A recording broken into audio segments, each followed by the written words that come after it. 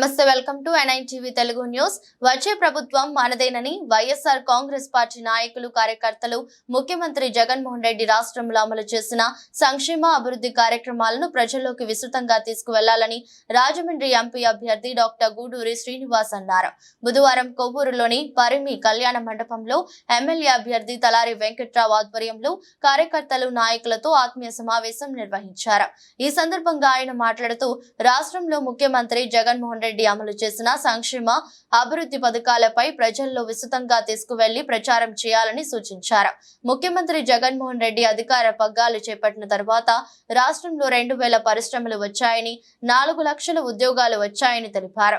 దేశంలో ఏ రాష్ట్రంలో కూడా ఇంత మంచి పరిపాలన అందిస్తున్న ముఖ్యమంత్రి లేరని అన్నారు.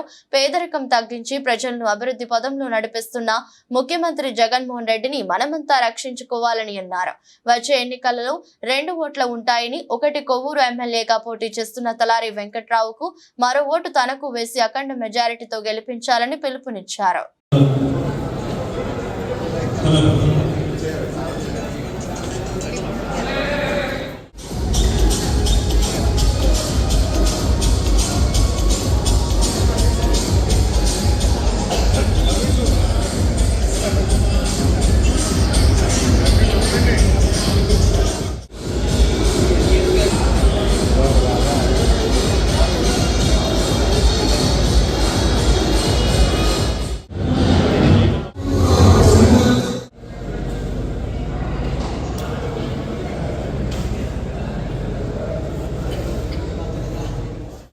జగనన్న వన్ ఆర్మీకి వెన్నెముకలుగా నిలిచారు కాబట్టి సాధారణ మంత్రి కావాలని కోరుకుంటున్నాను.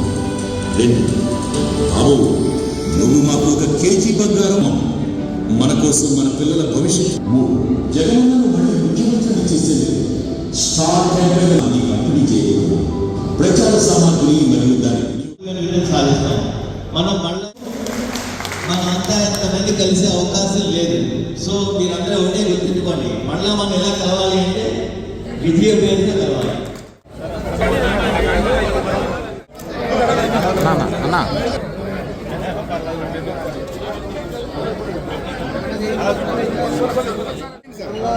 కొంచెం